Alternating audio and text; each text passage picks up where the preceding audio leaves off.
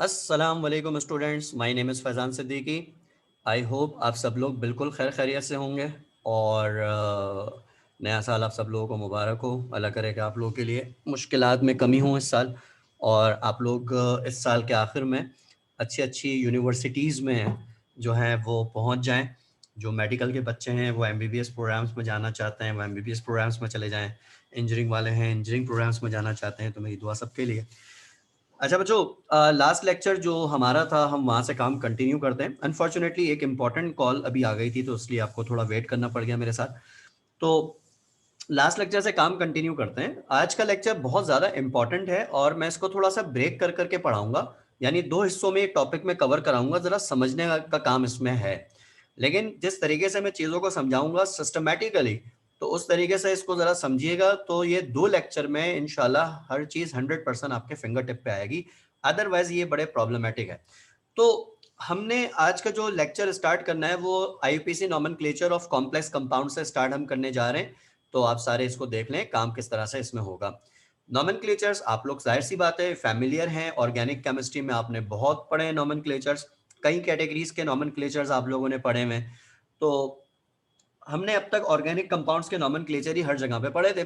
आज जो हमारे यहाँ पे लेक्चर है उसमें हम जो नॉमेनक्लेचर करने जा रहे हैं तो वो नॉमेनक्लेचर हम इनऑर्गेनिक कंपाउंड्स के पढ़ने जा रहे हैं। कॉम्प्लेक्स कंपाउंड्स हैं उनके नॉमेनक्लेचर जो है वो हम यहाँ पे करने जा रहे हैं। तो इसलिए कॉम्प्लेक्स कंपाउंड के हवाले से ही यहाँ पे सारी बातें हैं, बहुत सारी बेसिक बातें मुझे डिस्कस करनी है। तो ज़रा इन बेसिक टर्म्स को मैं आपको समझाता चलूँगा और फिर उसके बाद बताऊँगा कि काम कैसे करना है।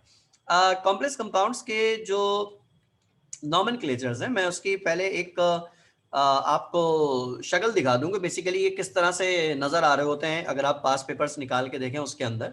अच्छा, पास पेपर से मुझे एक बात याद आई बच्चों, कल जो है वो बोर्ड ऑफ सेकेंडरी एजुकेशन, यानी कि जो 9 मैट्रिक वाला बोर्ड होता है बच्चों, तो इसका कल वो आया है मॉडल पेपर, अगर आप लोगों की नज़रों से गुजरा हो 9 मैट्रिक का। और उस मॉडल पेपर में जो उन्होंने चीज़ें डाली हैं वो वही हैं कि पेपर उन्होंने पुराने पैटर्न से ही रखा हुआ है फिलहाल।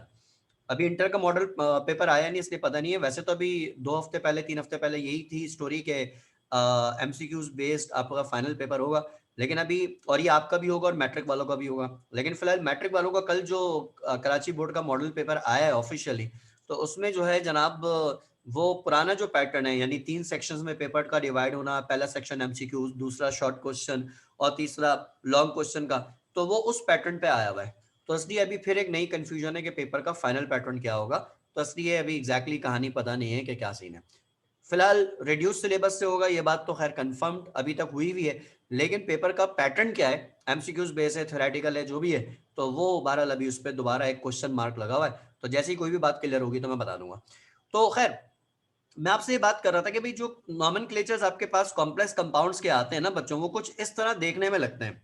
फॉर एग्जाम्पल इस तरह के, कि भाई जैसे आपको इस तरह का स्ट्रक्चर दे दिया जाएगा और आपसे कहा जाएगा कि भाई ये एक कॉम्प्लेक्स कंपाउंड है और इस कॉम्प्लेक्स कंपाउंड का आपने जो है वो आईयूपीएसी नेम रखना है। अब जाहिर सी बात है ऑर्गेनिक कंपाउंड के नॉमेनक्लेचर से तो आप फैमिलियर थे कि आप लॉन्गेस्ट चेन सेलेक्ट करते हैं, नंबरिंग करते हैं, नेम रखते हैं, आप ये सारे काम करते हैं ऑर्गेनिक कंपाउंड्स में। लेकिन अगर आप यहाँ पे इन कॉम्प्लेक्स कंपाउंड्स की बात करें तो इन कॉम्प्लेक्स कंपाउंड्स के जो नॉमेनक्लेचर्स हैं वो जाहिर बात है कि उनसे काफी हद तक डिफरेंट है। काफी क्या मतलब, टोटली डिफरेंट है। तो ये नॉमेनक्लेचर बहुत सिस्टमेटिकली होते हैं।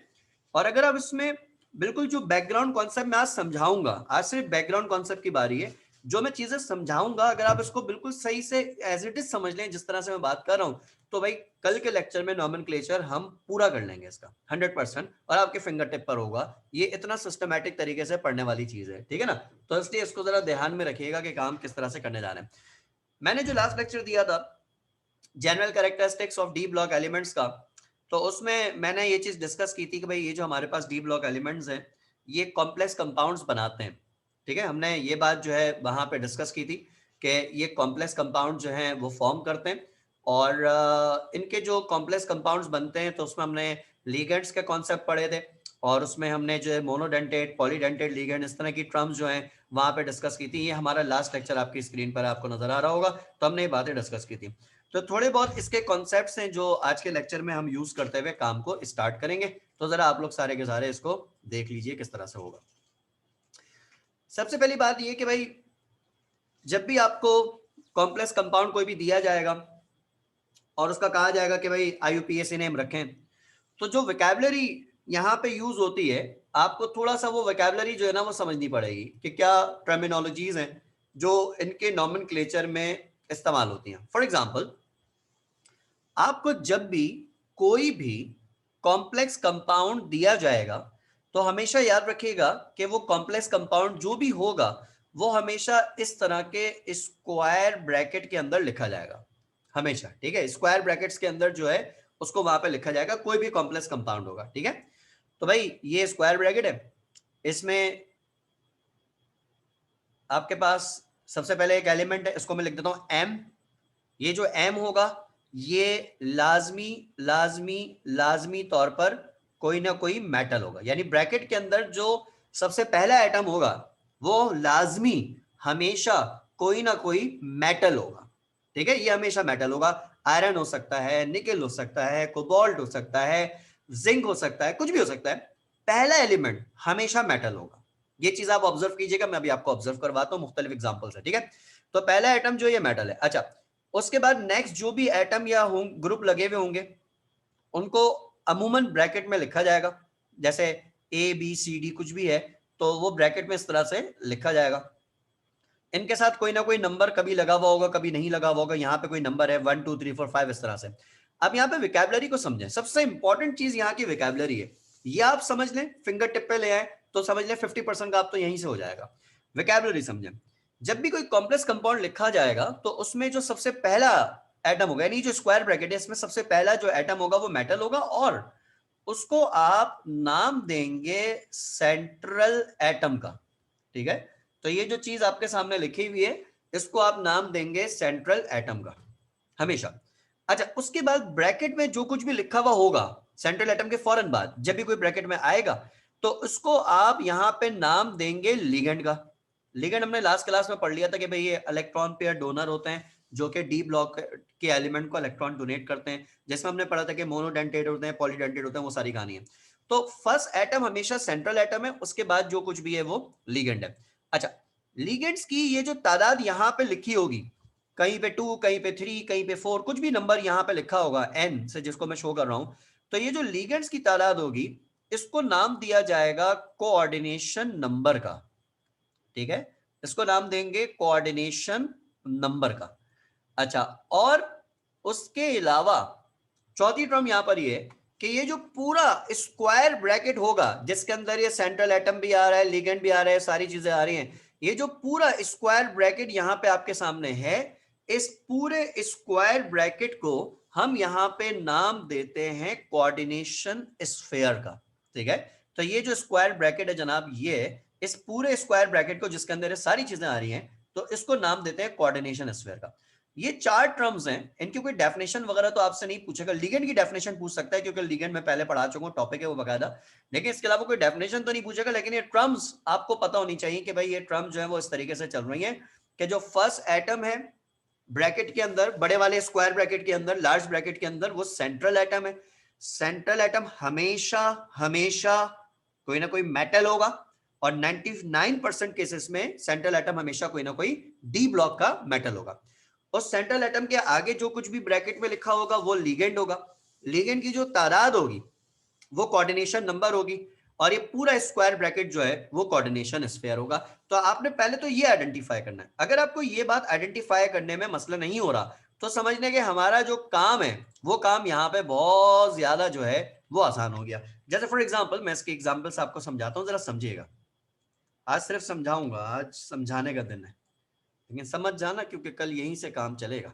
जैसे फॉर एग्जांपल आपके सामने ये स्ट्रक्चर दिया हुआ बेटा, अगर आपसे कहा जाता है कि भाई इसमें आप आइडेंटिफाई करें ये सारी चीजें कि इसमें कौन क्या है, कौन सेंट्रल एटम है, कौन लिगेंड है। ठीक है, तो आइडेंटिफाई, आई होप कि आप आसानी से देख के कर रहे होंगे कि इसमें अगर पूछा जाए कि सेंट्रल एटम कौन है तो भाई सेंट्रल एटम सबको इसमें यकीनी तौर पे नजर आ रहा होगा। कौन है पे सेंट्रल एटम? इसमें सेंट्रल एटम जो है वो आपके पास Fe है, आयरन है। फर्स्ट एटम हमेशा ब्रैकेट के अंदर जो होगा वो सेंट्रल एटम है, ठीक है ना, तो आयरन है। अब पूछा जाए कि इसमें लिगेंड कौन है तो डेफिनेटली आपको नजर आ रहा होगा बिल्कुल क्लियरली कि भाई आयरन के आगे जो कुछ भी ब्रैकेट में लिखा हुआ है दिस इज लिगेंड। तो ये जो NO2 है ये आपके पास है यहाँ पे क्या, लिगेंड, इस तरह से, ठीक हो गया। अच्छा इसी तरह पूछा जाए कोऑर्डिनेशन नंबर क्या है, तो NO2 के साथ जो नंबर लगा हुआ होगा वो कोऑर्डिनेशन नंबर को शो करेगा, तो उसके साथ जो नंबर लगा हुआ है वो 6 है, तो ये जो है ये कहलाएगा क्या, कोऑर्डिनेशन नंबर, ठीक है। और कोऑर्डिनेशन स्फीयर तो खैर ये पूरा ब्रैकेट है जिसके अंदर ये सब कुछ लिखा हुआ है। अगर आपसे पूछा जाए कोऑर्डिनेशन स्फीयर पे चार्ज कितना है, तो बेसिकली वो क्या पूछना चाह रहा है कि ये जो बड़ा वाला ब्रैकेट है इस बड़े वाले ब्रैकेट पे चार्ज कितना है, तो बड़े वाले ब्रैकेट पे आपको चार्ज इसमें नजर आ रहा होगा कि -3 चार्ज है, ये इस तरीके से होगा, ठीक है ना। तो ये इस तरह से आइडेंटिफाई आपने करना है कि भाई ये सेंट्रल एटम है, ये लिगेंड है, कोऑर्डिनेशन स्फीयर है। आपके पास जैसा भी स्ट्रक्चर हो, जितना भी कॉम्प्लेक्स कंपाउंड, देखो हम कॉम्प्लेक्स कंपाउंड के नोमेनक्लेचर कर रहे हैं, ये बात याद रखें, तो इसलिए एग्जांपल जितनी भी आएंगी ना वो सारी कॉम्प्लेक्स ही होंगी, ठीक है। तो आपके पास कंपाउंड जितना भी कॉम्प्लेक्स हो बच्चों, यहां पर आपने जो वर्किंग करनी है, आइडेंटिफाई करना है, वो इसी तरह से करना है, ठीक है। जैसे फॉर एग्जांपल मैं एक दो और एग्जांपल देता हूं ताकि आप यूज्ड टू हो जाइए, उसके बाद फिर मैं जरा आगे बढ़ूंगा, आगे काम स्टार्ट लेता हूं। फॉर एग्जांपल अगर आपके पास इस तरह का कंपाउंड है, अभी हम आपको दिखा दें, सिर्फ पहचानना सीखे, पहचानना आ गया, काम आसान हो गया। जनाब आली ये आपके पास है, ठीक है, आपके पास इस तरह का कंपाउंड है और आपसे मैं कहता हूं कि भाई इसमें पहचान है कि कौन क्या है, तो आप पहचान लें खुद से, मैं यहाँ पे कंफर्म कर देता हूं कि आपने सही आइडेंटिफाई किया, गलत किया है। तो इसमें सबसे पहले अगर हम बात करें सेंट्रल एटम कौन है भाई, तो सेंट्रल एटम सबको नजर आ रहा है कि भाई ये जो Cr है, क्रोमियम है, ये यहाँ पर सेंट्रल एटम है। लिगेंड कौन है भाई, सेंट्रल एटम को छोड़ के जो कुछ भी ब्रैकेट के अंदर, जो कुछ भी बड़े वाले ब्रैकेट में लिखा हुआ है वो सब लिगेंड है, ठीक है ना, बड़े वाले लार्ज ब्रैकेट में लिखा हुआ है। तो इसलिए इसमें लिगेंड कौन है, इसमें दो लिगेंड्स हैं। एक लिगेंड जो है इसमें जनाब ये अमोनिया है, NH3, ठीक है। और दूसरा जो लिगेंड है यहाँ पे वो यहाँ पर जनाब क्लोरीन है, ठीक है। तो ये मल्टीपल लिगेंड की एग्जांपल है, तो ये भी लिगेंड है और ये भी लिगेंड है। अब पूछा जाए कोऑर्डिनेशन नंबर क्या है, तो भाई कोऑर्डिनेशन नंबर जाहिर सी बात है अलग अलग है। अमोनिया है उसका कोऑर्डिनेशन नंबर यहाँ पे लिखा हुआ है 3, और क्लोरीन है इसका जो कोऑर्डिनेशन नंबर है इत्तेफाक से वो भी यहाँ पे लिखा हुआ है 3, ठीक है जी, ये आपको नजर आ रहा होगा सबको। तो इसका भी जो कोऑर्डिनेशन नंबर है, ये कोऑर्डिनेशन नंबर अगेन यहाँ पर है 3। तो बात सिर्फ कहने की कि आपको पहचान में आना चाहिए कि भाई ये सेंट्रल एटम है, ये लिगेंड है, और ये कोऑर्डिनेशन नंबर है, ये आइडेंटिफाई करने आने चाहिए। कॉम्प्लेक्स कंपाउंड जितना भी कॉम्प्लेक्स हो ये इसी तरह से पहचानना जाएगा। जैसे फॉर एग्जाम्पल एक और देख लेते फिर आगे बढ़ता हूँ।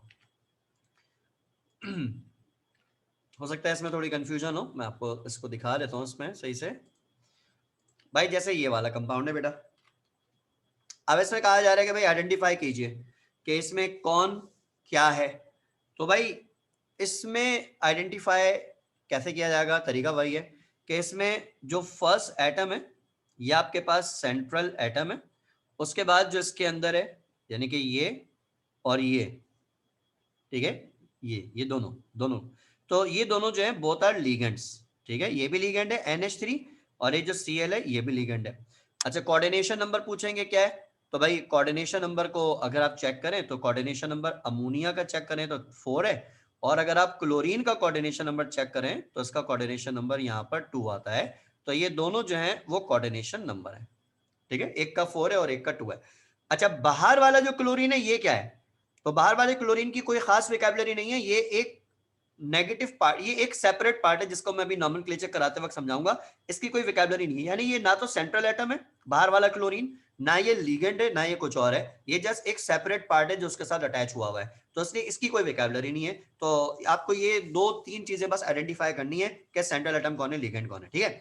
अच्छा अब आगे बढ़ते हैं, यहाँ पे देखो ये जो कॉम्प्लेक्स कंपाउंड्स हैं जब आप इनके नॉमेनक्लेचर करेंगे तो इनके नॉमेनक्लेचर के लिए सबसे इंपॉर्टेंट चीज क्या है, रूल्स वगैरह सब मैं आपको अभी एंड ऑफ लेक्चर शेयर कर दूंगा। इसकी मैंने एक अलग से फाइल आप लोगों के लिए बनाई हुई है, मैं आपको ऊपर से वैसे खाली दिखा देता हूँ, ये फाइल मैं आपको शेयर करूंगा, आपको बहुत ज्यादा विजिबल नहीं होगी ये फाइल इस टाइम, ये मैं आप लोगों को शेयर कर दूंगा। ये आपके पास जो हमारे पास कॉम्प्लेक्स कंपाउंड्स के नॉमेनक्लेचर है उनके ये रूल्स हैं जो आपके सामने लिखे हुए हैं। ये कैसे रूल्स हैं ये मैं आपको बता दूंगा क्या कहानी है इसकी, और ये लिगेंड्स की लिस्ट है जो आपको याद करनी है, ये भी मैं आपसे अभी शेयर कर देता हूं, और ये नीचे एग्जांपल हम बात कर लेंगे बाद में। तो अभी जो चीज बहुत ज्यादा इंपॉर्टेंट है बच्चों, बहुत ज्यादा इंपॉर्टेंट है, वो क्या चीज है वो जरा समझें।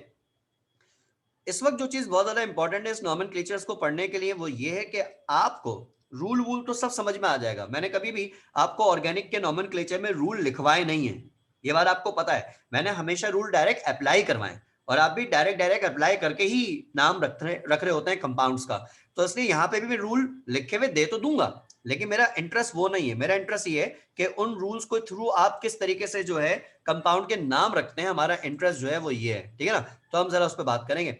इस वक्त जो सबसे इंपॉर्टेंट चीज है आप सब लोगों के लिए वो ये है बच्चों कि ये जो आपके सामने लीगेंड्स की लिस्ट बनाई हुई है ना, ये बहुत इंपॉर्टेंट है, बहुत ज्यादा इंपॉर्टेंट है। असल जो गेम है, सारा जो गेम है वो इस लीगेंड की लिस्ट के ऊपर है, ठीक है जी। मैं इसको थोड़ा सा सेपरेट कर दूं।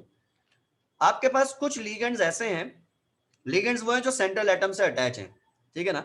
तो कुछ लीगेंड्स ऐसे हैं जिनके ऊपर नेगेटिव चार्ज है, वो नेगेटिव लीगेंड है डेफिनेटली। और कुछ लीगेंड्स ऐसे हैं जिनके ऊपर कोई चार्ज नहीं है, यानी कि वो आपके पास क्या है, वो न्यूट्रल लीगेंड्स है।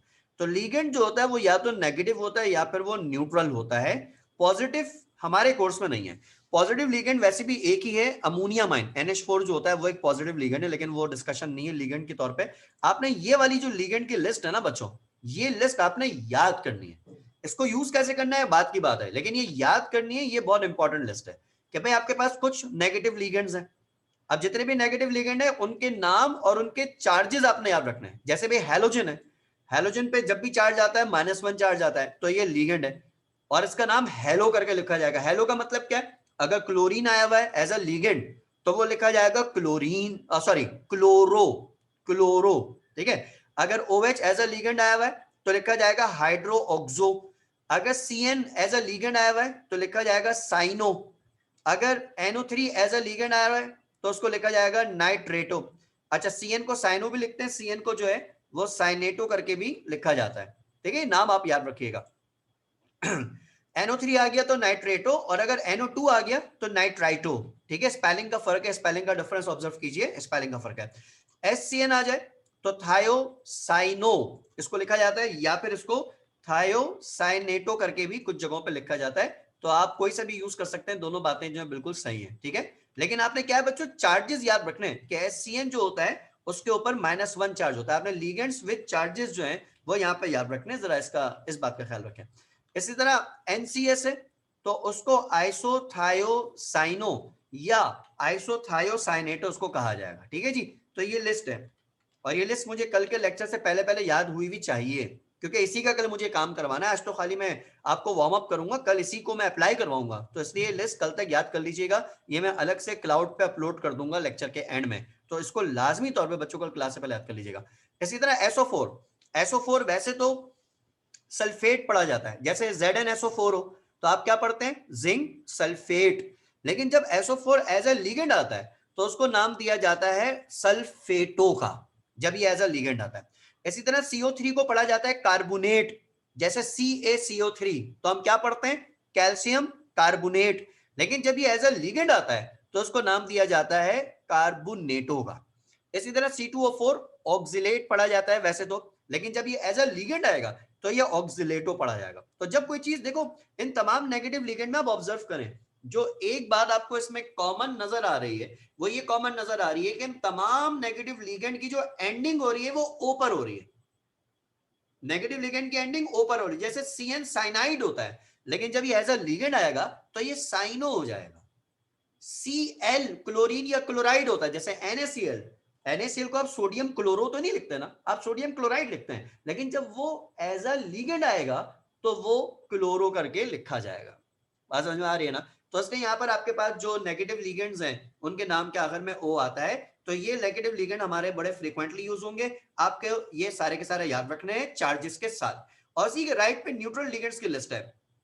न्यूट्रल लिगेंड्स वो हैं जिन पे किसी किस्म का कोई चार्ज नहीं है। हमारे बुक में ये 4-5 न्यूट्रल लिगेंड्स है, आपने याद रखते हैं कि NH3 अगर ऐसा लिगेंड आ जाए तो इसका नाम अमाइन करके होगा, स्पेलिंग में डबल एम लिखा जाएगा। वैसे अमाइन की स्पेलिंग में एक एम आता है, लेकिन ये अमाइन है, डबल एम आएगा, ठीक है। स्पेलिंग का ख्याल रखेगा।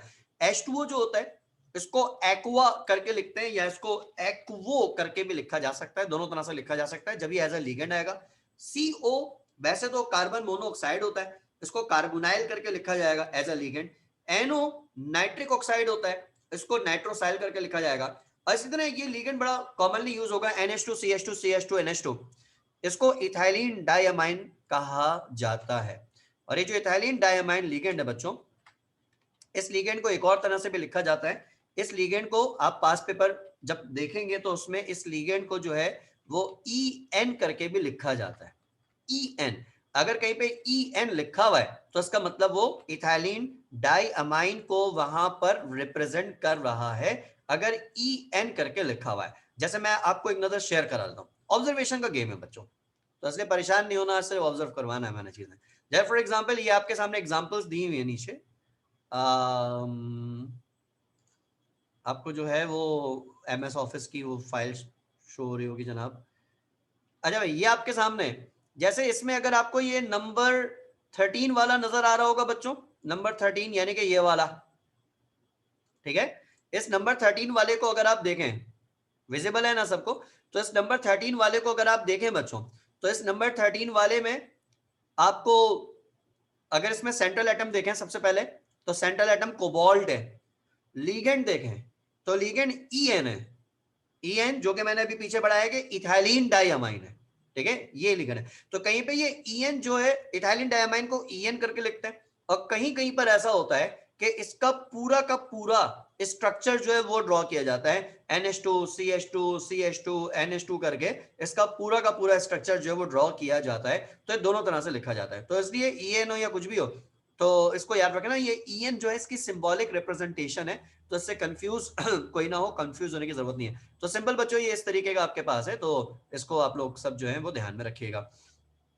अच्छा, अब यहाँ पर जो हम बात करने जा रहे हैं वो बात ये करने जा रहे हैं कि हमारे पास जो कॉम्प्लेक्स कंपाउंड्स हैं उनमें एक तो आपको आइडेंटिफिकेशन हो गई प्लेसमेंट की, कि भाई सेंट्रल एटम आपको समझ में आ गया कि जो सबसे पहला एटम होगा वो सेंट्रल होगा, उस एटम के बाद जो कुछ भी बचेगा वो सब लिगेंड है। सेंट्रल एटम एक ही होगा हमेशा, लेकिन लिगेंड एक से ज्यादा होंगे, ठीक हो गया। उसके बाद लिगेंड की जो तादाद है 2 3 4 5 जो भी तादाद है वो कोऑर्डिनेशन नंबर कहलाएगा, और बड़ा वाला ब्रैकेट जिसके अंदर ये सब लोग हैं वो कोऑर्डिनेशन स्फीयर कहलाएगा। ये इस तरह से होगा, ठीक है जी, ये आपके पास ये तरीकाकार है। अच्छा, अब इनके नॉमेनक्लेचर कैसा होंगे, इनका नाम रखने का तरीका क्या होता है वो मैं आपको समझाता हूं, और मैं उसके लिए रूल्स एंड रेगुलेशंस तो मैं आपको शेयर कर दूंगा, वो आप पढ़ते रहिएगा, उसको मैं अप्लाई करवाऊंगा सिस्टमैटिक तरीके से, तो उसको आप सारे के सारे जो है वो अप्लाई करना सीखें कि किस तरीके से नाम रखना है।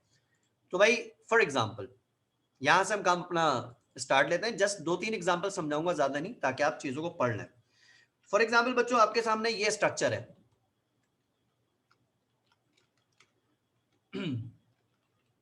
एक मिनट जनाब, इसको मैं जरा जूम करूं। भाई आपके पास ये कंपाउंड है, ठीक हो गया। आपसे कहा जाता है कि भाई इस कंपाउंड का आपने नाम रखना है IUPAC सिस्टम से, ठीक है, इस कॉम्प्लेक्स कंपाउंड का आपने IUPAC सिस्टम से यहां पे नाम रखना है। अच्छा, जब आप IUPAC सिस्टम से नाम रखेंगे तो नाम कैसे रखेंगे, देखो भाई, कंपाउंड कोई भी हो इनऑर्गेनिक कंपाउंड, उसका नाम कैसे रखना है पहले हम उसकी बात करते हैं। इसका नाम कैसे रखा जाएगा, जो सामने लिखा हुआ है K3CONO26, इसका नाम कैसे रखा जाएगा, is not a big deal at all. आपको ये पता होना चाहिए कि कोई भी सिंपल इनऑर्गेनिक कंपाउंड का नाम कैसे लिखा जाता है। जैसे फॉर एग्जांपल बच्चों, आप सब लोगों से एक बड़ा सिंपल क्वेश्चन पूछता हूं, इसका आंसर जिसको आता है वो इस कॉम्प्लेक्स कंपाउंड के नाम को पहले बारी में ही समझ जाएगा, ठीक है। आप में से कोई बच्चा मुझे बता सकता है कि भाई ये जो कंपाउंड है इस कंपाउंड को क्या कहा जाता है? सबको आता है ना भाई, सोडियम क्लोराइड। लेकिन इसके नाम पे जरा तवज्जो दें, ये जो NaCl हमारे पास है सोडियम क्लोराइड है, इसके नाम पे तवज्जो दें। अगर मैं इसमें पूछूं कि इसमें किस पे नेगेटिव चार्ज और किस पे पॉजिटिव चार्ज है, तो ये बात सबको पता है ना कि जो फर्स्ट पार्ट होता है वो हमेशा पॉजिटिव होता है इनऑर्गेनिक कंपाउंड्स में, और जो सेकंड पार्ट होता है कंपाउंड का वो हमेशा नेगेटिव होता है। ऐसे लिखा जाता है, जैसे अगर HCl हो तो HCl में H पॉजिटिव है और Cl नेगेटिव है, NaCl में Na पॉजिटिव है Cl नेगेटिव है, NaOH में Na पॉजिटिव है OH नेगेटिव है। सबको चार्ज लगाना तो आता है ना, it's not a big deal at all, simple है ना। तो देखो यहां पर भी ये बात है कि भाई NaCl है, Na पॉजिटिव Cl नेगेटिव। अच्छा, जब हमने नाम रखा तो हमारे पास नाम रखने के दो ऑप्शंस थे, या तो मैं पहले नेगेटिव पार्ट का नाम रखता और फिर मैं पॉजिटिव पार्ट का नाम लिखता, यानी क्लोरो सोडियम करके, या फिर दूसरा तरीका क्या था कि मैं पहले पॉजिटिव पार्ट का नाम लिखूं और फिर नेगेटिव पार्ट का, यानी सोडियम क्लोराइड करके। तो NaCl का नाम कभी भी आपने क्लोरोसोडियम तो नहीं पढ़ा होगा, नहीं पढ़ा ना, क्योंकि ये इसका नाम ही नहीं है, इसका नाम हमेशा आप सोडियम क्लोराइड रखते हैं। तो यहां से रिजल्ट क्या निकला? बात ये नहीं है कि आपको इसका नाम पता है, बात ये है कि आपको पता होना चाहिए नाम एक्सट्रैक्ट कैसे हुआ है। तो बात यहां पे कहने की है कि जब आप इनऑर्गेनिक कंपाउंड का नाम रखते हैं तो नाम रखने का तरीका ये होता है हमेशा कि आप पॉजिटिव पार्ट का नाम पहले लिखते हैं और नेगेटिव पार्ट का नाम बाद में लिखते हैं। ये इनऑर्गेनिक कंपाउंड के नाम रखने का रूल है। अब यही रूल यहां पे अप्लाई होने जा रहा है। अब लेफ्ट साइड पे जो कॉम्प्लेक्स कंपाउंड है इसका नाम रखना है, तो भाई सबसे पहला जो काम करेंगे, सबसे पहला, आपने कोई स्टेप याद नहीं करने जो मैं बता रहा हूं, इसको अपनी हैबिट बनानी है। सबसे पहला काम ये करेंगे कि आप इस कंपाउंड को स्प्लिट करेंगे पॉजिटिव और नेगेटिव पार्ट में। ये जो पूरा स्क्वायर ब्रैकेट आपके सामने है ना, ये पूरा एक पार्ट है और इसके लेफ्ट या राइट पे जो भी होगा वो पॉजिटिव या नेगेटिव पार्ट होगा। तो इसलिए जब आप इस पे चार्जेस लगाएंगे तो आप क्या करेंगे भाई, इसको सबसे पहले पॉजिटिव और नेगेटिव पार्ट में स्प्लिट करेंगे। तो आपने क्या किया कि भाई पोटेशियम वाला पार्ट पॉजिटिव है और ये वाला जो पूरा पार्ट है ये पूरा नेगेटिव है, लेफ्ट वाला पार्ट पॉजिटिव और राइट वाला पार्ट नेगेटिव। ठीक है, तो आप जस्ट अपने लिए चार्जेस लगा रहे हैं, चार्जेस वहां शो नहीं करने हैं, कॉपी में शो नहीं करने हैं आपने, बोर्ड की कॉपी में। जस्ट आपने इसको दो पार्ट में स्प्लिट कर दिया, ठीक है ना। ये पूरा जो CONO3 ट्वाइस है, पूरा जो कोऑर्डिनेशन स्फीयर है बच्चों, इसको एक पार्ट अज्यूम किया हुआ है मैंने, ये पूरा एक पार्ट है और लेफ्ट या राइट पे जो भी लगेगा वो इसका दूसरा पार्ट है। अच्छा, उसके बाद क्या होगा, आपने पॉजिटिव नेगेटिव पार्ट में स्प्लिट किया। अब नाम कैसे रखेंगे? अब नाम रखने का तो वही तरीका है जो NaCl से आया है कि पहले हमेशा पॉजिटिव पार्ट का नाम लिखा जाएगा और उसके बाद फिर नेगेटिव पार्ट का नाम लिखा जाएगा, ये तरीका है। तो ऐसे जब आप नाम रखेंगे तो पहले आप पॉजिटिव पार्ट का नाम लिखेंगे। तो पॉजिटिव पार्ट में आपके पास कौन है? के, यानी कि पोटेशियम। तो इसलिए इस पोटेशियम का नाम जो है वो आपने एज इट इज यहां पे लिख दिया पोटेशियम, ठीक है, ये नाम आपने एज इट इज लिख दिया। उसके बाद आप नेगेटिव पार्ट का नाम लिखेंगे। अब यहां से आपकी कहानी होती है शुरू। जब हम नेगेटिव पार्ट का नाम लिखेंगे तो पहले तो आप उसमें मार्क कर लें कि कौन सेंट्रल एटम है और कौन लिगेंड है। तो अगर मैं मार्किंग करूं जो मैंने अभी स्टार्ट में सिखाई कि जो फर्स्ट एटम यहां पर होगा ब्रैकेट के अंदर, यह हमेशा कौन होगा? Central atom. और उसके बाद जो कुछ भी है वो हमेशा कौन होगा? लिगेंड। दोनों स्प्लिट हो गए, दोनों पहचान में आने चाहिए क्योंकि ऊपर हमने 3 एग्जांपल इसमें पढ़ी है कि सेंट्रल एटम कौन है और लिगेंड कौन है, सही है ना। तो इसलिए जो फर्स्ट वाला पार्ट है वो सेंट्रल एटम है और उसके बाद जो है वो लिगेंड है। अब इसका नाम रखने का तरीका क्या है? इसको देखो अपनी हैबिट बनाना, रूल याद नहीं करना। ऑर्गेनिक में भी आपकी हैबिट बन गई है। जब आप ऑर्गेनिक कंपाउंड का नाम रखते हैं तो आप क्या करते हैं? लॉन्गेस्ट चेन सेलेक्ट करते हैं, नंबरिंग करते हैं, नेम रखते हैं। और जब नेम रखते हैं तो कैसे रखते हैं? आप पहले हमेशा ब्रांच का नाम लिखते हैं और फिर मेन चेन का नाम लिखते हैं, यही करते आए ना पूरी ऑर्गेनिक में। तो इनऑर्गेनिक में किस तरह से नाम रखेंगे कॉम्प्लेक्स का? पहले हमेशा लिगेंड का नाम लिखा जाएगा और फिर सेंट्रल एटम का नाम लिखा जाएगा जब भी आप कोऑर्डिनेशन स्फीयर का नाम रख रहे होंगे। स्क्वायर ब्रैकेट के अंदर चीजों का नाम रखेंगे, हमेशा पहले लिगेंड का नाम और फिर सेंट्रल एटम का नाम लिखा जाएगा। तो ऐसे जब आप नाम रखेंगे तो भाई लिगेंड का नाम पहले, अब लिगेंड है NO2 और तादाद में 6 है। तो इसलिए जब आप नाम लिखेंगे तो तादाद साथ में बताएंगे। जैसे ऑर्गेनिक में यही होता था, अगर 2 मिथाइल होते थे तो हम क्या लिखते थे? Di methyl. 3 मिथाइल होते तो क्या करते थे? Tri methyl. तो अगर 2 लीगेंड्स लगे हुए, नाइट्रो की 2 है तादाद, तो डाई नाइट्रो हो जाएगा।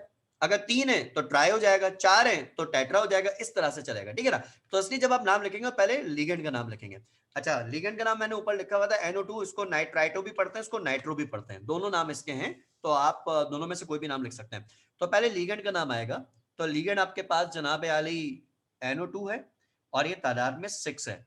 6 को पढ़ते हैं हेक्सा, तो इसलिए आप उसको क्या लिखेंगे? हेक्सा नाइट्रो, ठीक है, हेक्सा नाइट्रो लीगेंड का नाम हो गया। लीगेंड का नाम लिखने के बाद आप सेंट्रल एटम का नाम लिखेंगे। अब सेंट्रल एटम में आपके पास कौन है भाई? आपके पास यहां पे कोबाल्ट सेंट्रल एटम है, ठीक है। तो आपके पास जब भी सेंट्रल एटम का नाम लिखने की बारी आएगी तो सेंट्रल एटम के नाम लिखने के दो तरीके हैं, या तो उसका जो भी ओरिजिनल नाम है वो लिख दें या फिर उसके नाम में ATE लगा के लिखें। ये हर केस में आपने डिसाइड करना है कि क्या होगा।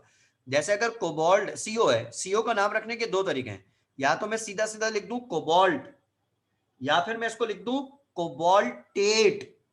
दोनों तरह से इसको लिखा जाए, दोनों तरह से लिखने के ऑप्शंस हैं, लेकिन आप कौन सा तरीका यूज करेंगे। तो इसमें रूल याद रखेगा, ये बहुत सारे रूल एक साथ जमा हो रहे हैं, कंफ्यूज ना होइएगा, आराम आराम से सिर्फ सुनिएगा कि भाई जब आप सेंट्रल एटम का नाम रखने जाएंगे तो नाम में ए टी आएगा या ए टी नहीं आएगा। तो उसका तरीका ये होगा कि जो पूरा बड़ा वाला ब्रैकेट है आपने इसको देखना है कि वो इस स्ट्रक्चर में as a negative part present है या as a positive part present है। तो ये तो हम पहले ही आइडेंटिफाई कर चुके थे कि ये एज अ नेगेटिव पार्ट यहाँ पे प्रेजेंट है। तो जब ये एज अ नेगेटिव पार्ट यहाँ पर आ रहा होगा तो इसलिए फिर सेंट्रल एटम के नाम में ए टी लगाया जाएगा। तो इसलिए इस कोबाल्ट का जब नाम लिखेंगे तो इसका नाम यहाँ पर हो जाएगा कोबाल्टेट, इस तरह से। ये सारे रूल रिटन फॉर्म में मैं आपको अपलोड कर दूंगा, कंफ्यूज ना होना, सिर्फ देखना है इसको। तो आपने पहले क्या किया, अच्छा ये मीटिंग एंड होने वाली, मेरे ख्याल में 1 मिनट रह गया है, तो आप फौरी रिज्वाइन कर लीजिएगा, ज्यादा मतलब कोई ब्रेक वगैरह नहीं है।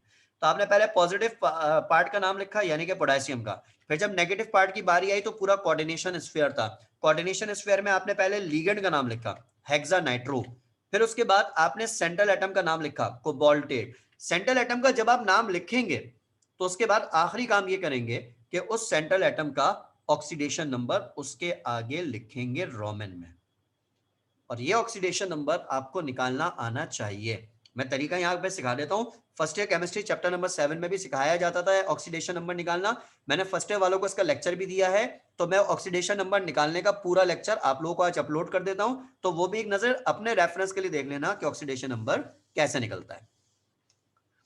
अच्छा, तो बात यहाँ पे जो कहने की हो रही है वो बात सिंपल यहाँ पे कहने की ये है कि भाई आप इसका ऑक्सीडेशन नंबर निकालेंगे। अब ऑक्सीडेशन नंबर बच्चों यहाँ पे निकलेगा कैसे, इसका तरीकेकार क्या होता है। ऑक्सीडेशन नंबर निकालने का तरीका ये है सेंट्रल एटम के ऑक्सीडेशन नंबर का, कि आप सेंट्रल एटम को छोड़ के बाकी सबके चार्जेस पुट कर दें। अब ये मैं वर्किंग करके दिखा तो रहा हूं, लेकिन अगर इसमें कोई बात समझ में ना आए ऑक्सीडेशन नंबर वाली, तो वो वीडियो जो आज शेयर होगी उसको लाजमी तौर पर बच्चों कल तक देख लीजिएगा कि ऑक्सीडेशन नंबर किस तरह से निकाला जाता है। ठीक है जी, तो अब देखो कैसे निकल रहा है। पोटेशियम है, पोटेशियम की वैलेंसी +1 होती है, ग्रुप 1 का एलिमेंट है, पीरियोडिक टेबल में इसकी वैलेंसी +1 होती है, और यहाँ पे 3 पोटेशियम है तो इसलिए इसको मल्टीप्लाई बाय 3। सही हो गया।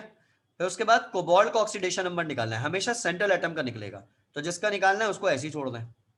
फिर उसके बाद NO2, NO2 nitro group, nitro group पे जो चार्ज होता है वो कितना होता है, वो ऊपर लीगेंड वाली लिस्ट में लगा हुआ भी है, इसलिए चार्ज की इंपॉर्टेंस याद रखना कि NO2 पे मैंने लिखा हुआ है कि देखो चार्ज कितना है -1, तो इसलिए आपने क्या किया, NO2 पे चार्ज जो होता है -1 होता है, आपने वो लिखा, और NO2 तादाद में कितना है यहाँ पे 6, तो ये तादाद में 6 है, तो आपने क्या किया, उसको मल्टीप्लाई बाय 6 कर दिया। उसके बाद इक्वल का साइन लगेगा। उसके बाद ओवरऑल चार्ज अगर कुछ लगा हुआ है तो वो इक्वल के राइट पे लिखा जाएगा, अगर ओवरऑल चार्ज कुछ भी नहीं है तो इक्वल के राइट पे 0 लगेगा। सही है, तो इसलिए यहाँ पे ओवरऑल चार्ज फिलहाल कुछ भी नहीं है, अगर कुछ होता तो यहाँ पे राइट साइड पे लिख दिया जाता, तो ओवरऑल चार्ज कुछ भी नहीं है फिलहाल इस एग्जाम्पल में, तो इसलिए इक्वल के राइट पे क्या लग जाएगा, 0। सही है, ओवरऑल चार्ज वाली एग्जांपल आगे मैं पढ़ाऊंगा क्या क्या हो सकती है। ठीक है भाई, ये इस तरह से हुआ। अब उसके बाद इस इक्वेशन को थोड़ा सा आप सॉल्व कर लें तो सिंपली क्या हो जाएगा, 3 × 1 = 3 plus CO plus minus minus का 6 इज इक्वल टू 0, माइनस का 6 राइट पे जाके प्लस का 6 हो जाएगा, प्लस का 3 राइट पे जाकर माइनस का 3 हो जाएगा, और फिर जब सॉल्व करेंगे तो कोबाल्ट का ऑक्सीडेशन नंबर क्या आ जाएगा, 3। तो ये जो इसका ऑक्सीडेशन नंबर यहां पर आ रहा है 3, इस ऑक्सीडेशन नंबर को आप इस तरह रोमन में यहां पे लिखेंगे, तो पोटेशियम हेक्सा नाइट्रो कोबाल्टेट 3, ये इस कंपाउंड का यहां पे IUPAC नेम है, ये इस तरह से लिखा जाएगा। तो मैंने काफी लंबी कहानी करके आपको समझाई है बात को, और यकीनी तौर पे चीजें मिक्स होंगी, लेकिन कोई मसला नहीं है, कोई ज्यादा एग्जाम्पल मुझे आज पढ़ानी भी नहीं है, सिर्फ बेसिक एक टचअप दे रहा हूं कि भाई इस तरह से आपने कॉम्प्लेक्स कंपाउंड के नेम रखने। ठीक है, सिंपल आइडिया है। तो मैं इस बात को रिपीट करके एक एग्जांपल और आपको समझा देता हूं, जरा सुनिएगा। हमने जब कंपाउंड का नाम रखा तो हमने उसको स्प्लिट किया पॉजिटिव और नेगेटिव पार्ट में। फर्स्ट पार्ट हमेशा पॉजिटिव होगा चाहे कुछ भी हो, सेकंड पार्ट हमेशा जो है वो नेगेटिव होगा। ठीक है, फिर जब पॉजिटिव और नेगेटिव पार्ट में स्प्लिट किया तो पहले नाम हमेशा पॉजिटिव पार्ट का आएगा, तो हमने पहले जो नाम लिखा या सॉरी, तो पॉजिटिव पार्ट का नाम पहले लिखा, यानी पोटेशियम का नाम हमने पहले लिखा, फिर नेगेटिव पार्ट का नेम आएगा, नेगेटिव पार्ट का जब नेम आएगा तो उसमें हमेशा पहले लीगेंड का नेम आएगा, और फिर उसके बाद सेंट्रल एटम का नेम आएगा। तो हमने लिगेंड का नाम लिखा हेक्सा नाइट्रो, और सेंट्रल एटम कोबाल्ट था तो हमने कोबाल्ट लिखा, और आखिर में ATE लगाया क्योंकि ये पूरा जो कोऑर्डिनेशन स्फीयर था इसके ऊपर नेगेटिव चार्ज था, ये एज अ नेगेटिव पार्ट यहाँ पे प्रेजेंट था, तो नाम में ATE हमने लगा दिया, तो इसलिए कोबाल्ट से ये बन गया कोबाल्टेट। और उसके बाद जैसे ही सेंट्रल एटम का नाम लिखा जाएगा उसके फौरन बाद उसका ऑक्सीडेशन नंबर वहां पे शो किया जाएगा, ये इसको लिखने का तरीका होगा। सही भाई, थोड़ा थोड़ा आ रहा है ना, थोड़ा थोड़ा आना चाहिए, ज्यादा का मसला नहीं है, ज्यादा का हम करवाएंगे, थोड़ा थोड़ा समझ में आना चाहिए कि भाई ये इस तरह से होगा। अच्छा ओके, एक एग्जांपल और इसमें समझा देता हूं। अरे सर दोनों एग्जांपल अच्छी तरह से देख लेना, लेक्चर को रिवाइज करके बाद में देख लेना भाई, रिवाइंड करके, सॉरी।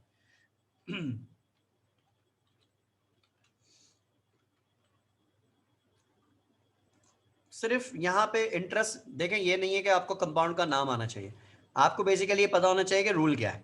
आपको रूल इंप्लीमेंट करना आ गया तो कहानी खत्म, कहानी बिल्कुल खत्म, सारी चीजें सीधी हो जाएंगी।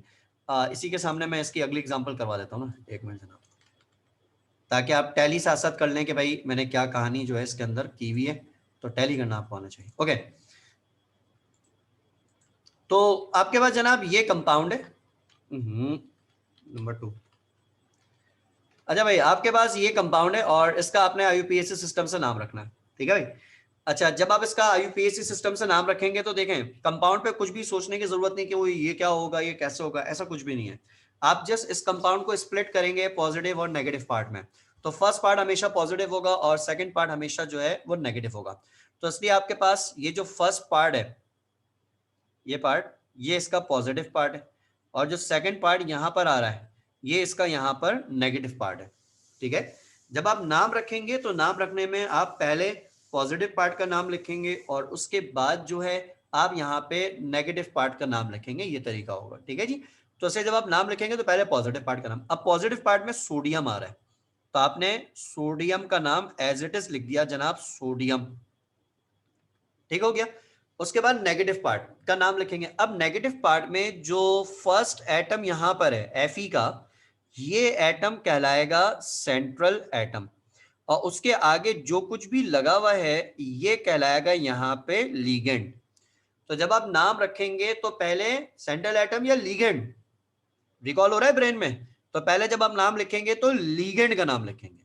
लीगेंड साइनो है और तादाद में 6 है, तो इसलिए इसको यहां पे लिखा जाएगा क्या, हेक्सासाइनो, इस तरह से इसको यहां पे लिखा जाएगा हेक्सासाइनो।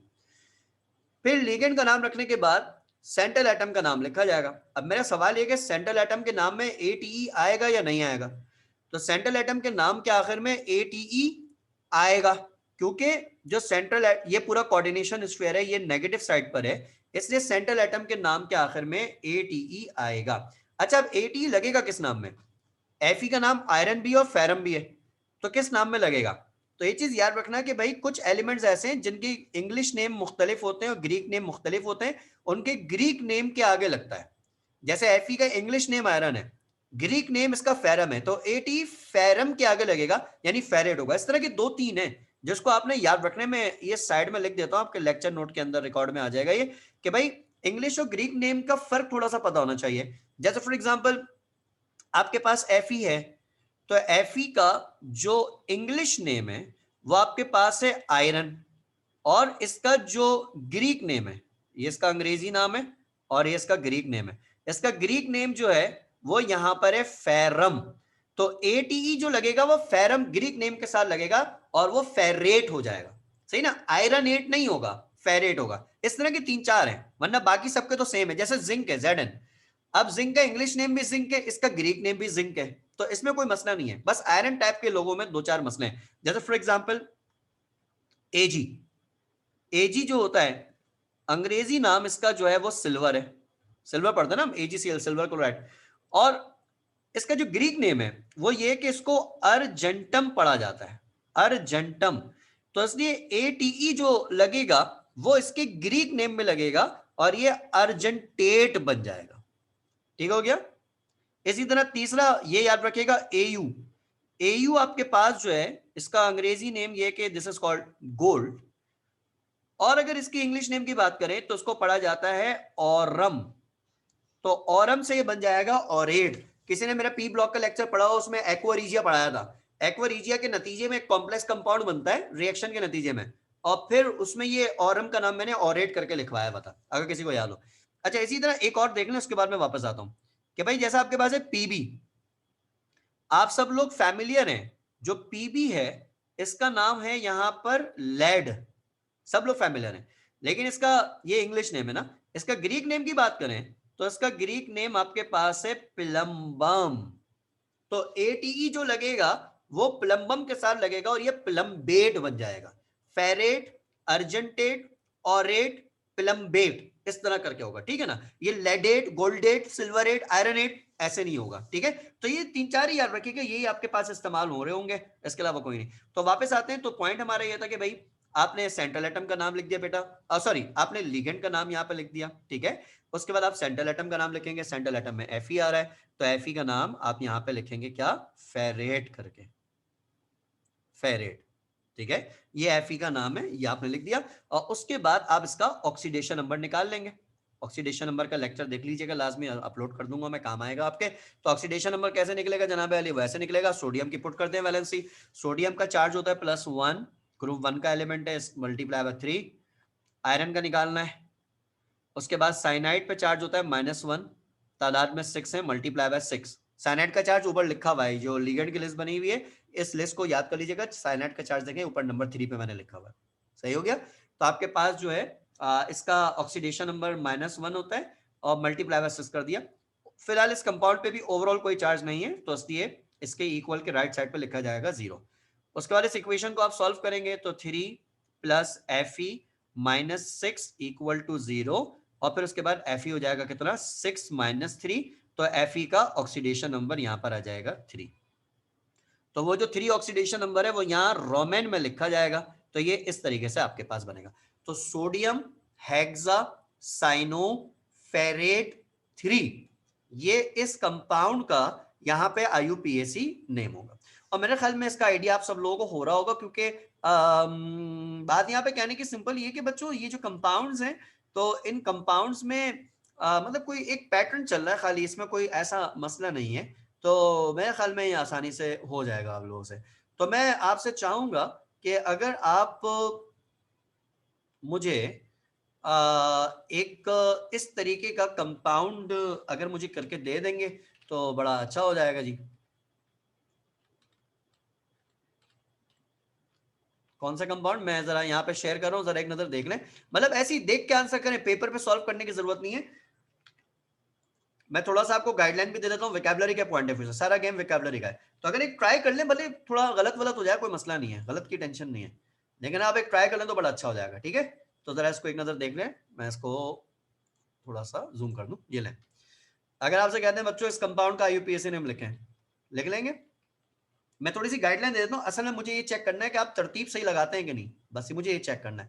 तो अगर मैं कहता हूँ कि भाई इसका नाम रखें, Al एल्यूमिनियम है, सही है ना, तो एल्यूमिनियम एल्यूमिनेट हो जाएगा, और फ्लोरीन को फ्लोरो करके लिखेंगे। अगर ये ज्यादा कंफ्यूज करो, फ्लोरीन को मैं आपकी आसानी के लिए ब्रैकेट में बंद कर रहा हूं, ताकि आप लीगेंड में मसला ना हो, अदरवाइज ब्रैकेट में बंद ना भी करें, डजंट मैटर, ठीक है। तो एक इसका नाम जरा लिख के मुझे चैट में भेज दीजिए कि आपको क्या समझ में आ रहा है। ऑक्सीडेशन नंबर अगर निकाल सके तो अच्छी बात है, निकाल दीजिएगा, नहीं निकाल सकते कोई मसला नहीं, छोड़ दें, वो आप सीख लेंगे खुद ही लेक्चर से। तो एक ट्राई करके देखना, ताकि फिर मैं इसको यहीं पे रोकूं और इस लेक्चर को आप फिर रिवाइज कर सकें कल के लेक्चर से पहले पहले, ठीक है जी। चलें देख लें, इसको नाम रख के बताएं क्या आ रहा है।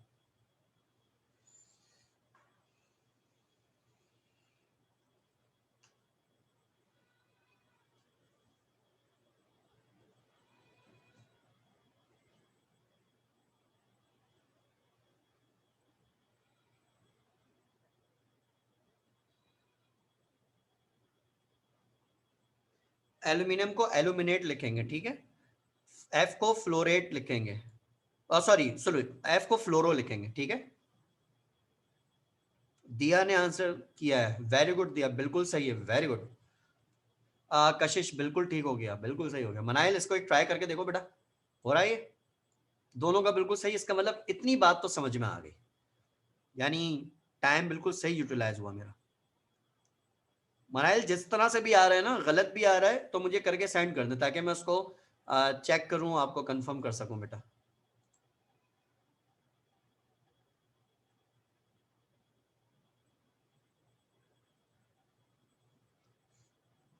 शाबाश शाबाश।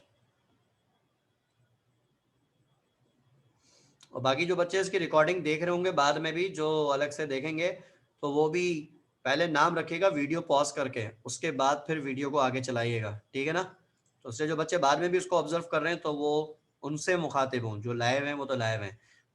सही है मनाहिल, बिल्कुल सही है, बिल्कुल सही है। बस मनाहिल ऑक्सीडेशन नंबर नहीं निकाला, कोई मसला नहीं, आप ऑक्सीडेशन नंबर वाला लेक्चर जरूर देख लीजिएगा बेटा। तो बिल्कुल सही हो गया। वो बच्चे जो इसको बाद में देखेंगे रिकॉर्डिंग के लिए, उनके लिए खाली मैं सॉल्व कर रहा हूँ, लाइव आ जाता तो बड़ा अच्छा होता। पहले पॉजिटिव पार्ट का नाम आएगा और फिर नेगेटिव पार्ट का। पॉजिटिव पार्ट में आपके पास सोडियम है तो आपने लिखा है इसको सोडियम, ठीक है। नेगेटिव पार्ट में this is central atom and the next to central atom is ligand. तो पहले लिगेंड और फिर सेंट्रल एटम का नाम आएगा। फ्लोरो है, तादाद में 6 है, तो लिखा जाएगा हेक्सा फ्लोरो, ठीक है। ये इस तरह से आपके पास हो जाएगा। फिर उसके बाद सेंट्रल एटम का नाम, सेंट्रल एटम एल्यूमिनियम है, तो एल्यूमिनियम का नाम जब आप लिखेंगे तो वो नेम आप यहां पे एल्यूमिनेट करके लिखेंगे, ठीक है। और उसके बाद इसका ऑक्सीडेशन नंबर निकालेंगे। ऑक्सीडेशन नंबर कुछ इस तरीके से निकलेगा कि सोडियम की वैलेंसी होती है +1 और 3 सोडियम है तो मल्टीप्लाई बाय 3। एल्यूमिनियम का फाइंड करना है, फ्लोरीन हैलोजन है, इस पे चार्ज होता है -1, तादाद में 6 से मल्टीप्लाई बाय 6 इक्वल टू 0। तो जब आप इस इक्वेशन को सॉल्व करेंगे तो एल्यूमिनियम का ऑक्सीडेशन नंबर जो निकलेगा वो आपके पास 3 निकलेगा। वो ऑक्सीडेशन नंबर आपने यहाँ पे रोमन में पुट कर देना है। तो सोडियम हेक्साफ्लोरो एल्यूमिनेट 3, ये इसका जो है यहाँ पे IUPAC नेम होगा। तो ये IUPAC नेम आपको आइडिया होना चाहिए। इस लेक्चर को मैं यहीं पे रोक रहा हूँ क्योंकि लेक्चर जाहिर सी बात है बड़ा इंटरेस्टिंग है, लेकिन मैं चाहता नहीं हूँ कि आगे कोई चीजें मिक्सअप हो, कोई घपला हो। तो मैं आप सब लोगों से यही रिक्वेस्ट करूंगा कि इसको काइंडली कल के लेक्चर से पहले, कल हो सकता है मैं मॉर्निंग में लेक्चर दूं, तो इसलिए लेक्चर से पहले पहले जो है ना, वो आप लाजमी तौर पर इसको जो है वो रिव्यू कर लीजिएगा इस लेक्चर को। और उसके साथ मैं ऑक्सीडेशन नंबर का लेक्चर भी फर्स्ट डे का सेंड करूंगा, जिनको ऑक्सीडेशन नंबर में मसला है वो भी लाजमी तौर पर देख लीजिएगा। इसके साथ में एक लिगेंड की लिस्ट शेयर करूंगा क्लाउड पे, तो वो लिगेंड की लिस्ट भी लाजमी तौर पे देख लीजिएगा क्योंकि उसका काम है। ये लिस्ट जो मैंने ऊपर बनाई हुई है, चाहे तो उसी को याद कर लीजिएगा, यही काम की है, अदरवाइज मैं अलग से एक फाइल सेंड करूंगा, उसको देख लीजिएगा।